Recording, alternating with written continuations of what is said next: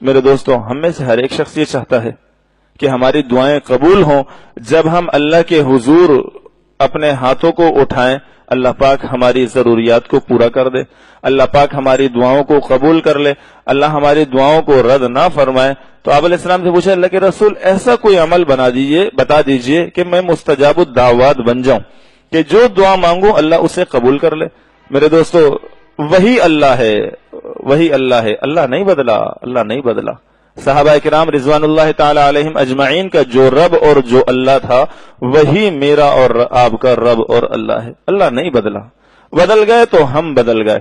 صحابہ کرام رضوان اللہ تعالی علیہم اجمعین وہی 2 رکعت پڑھتے تھے، ہاتھ اٹھاتے تھے، دعا قبول ہو جاتی تھی، نہیں ہوئی تو سمجھتے تھے ہماری عبادت کے اندر کمی ہے، پھر شروع کر دیتے تھے۔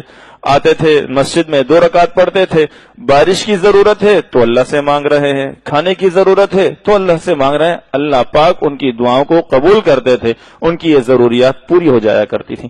لیکن آج ہماری دعائیں قبول نہیں ہو رہی، آج ہماری دعائیں جا کے عرش معلیٰ کو نہیں ہلاتی، آج ہماری دعائیں جا کے اللہ کے عرش سے نہیں چمٹتی ہیں۔ کیا وجہ ہے؟ تو وہ صحابی نے یہی سوال کیا، اللہ کے رسول کوئی حل بتا دیجئے ایسا کہ جو میں دعا کروں اللہ پاک دعا کو قبول کر لے۔ نبی اکرم صلی اللہ علیہ وسلم نے ارشاد فرمایا، اجتنب الحرام، حرام سے بچو، حرام سے بچو۔ حرام کا لقمہ پیٹ میں گیا، دعائیں رد ہونا شروع ہو جاتی ہیں، اب دعائیں قبول نہیں ہوتی۔ حجاج ابن یوسف کا نام میرے دوستوں آپ میں سے ہر ایک شخص نے سنا ہی ہوگا۔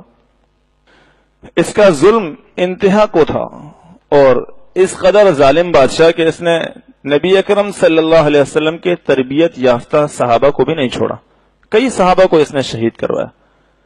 تو کسی نے اس سے کہا کہ حجاج، تجھے فلانے اہل اللہ سے ڈر نہیں لگتا کہ تیرے زمانے کے اندر ایسے ایسے اللہ کے ولی موجود ہیں، ایسا نہ ہو وہ تیرے لیے بد دعا کریں اور تو برباد اور غرق ہو جائے۔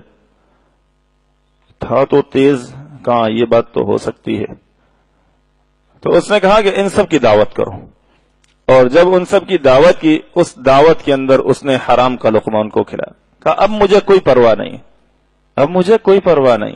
تو میرے دوستو، ہم جب نکلے گھروں سے، ہم دیکھیں کہیں ہماری روزیوں کے اندر جو ہم کمانے جا رہے ہیں اس میں حرام تو شامل نہیں ہے، جو ہم کما کر لا کر اپنے بچوں کے پیٹوں میں ڈال رہے ہیں کہیں وہ جہنم کی آگ تو نہیں بھر رہے، کہیں حرام کے لقمے تو نہیں کھلا رہے۔ آج دعائیں کیوں نہیں قبول ہو رہی؟ آج بچے والدین کے نافرمان کیوں ہو رہے ہیں؟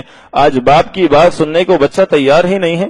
کہیں ایسا تو نہیں ہے کہ جو برائی ہے وہ ہماری طرف ہے، ہم غلط کما کر لا رہے ہیں، اپنے بچوں کو حرام کے لقمے کھلا رہے ہیں، جس کی وجہ سے وہ ہمارے نافرمان ہیں۔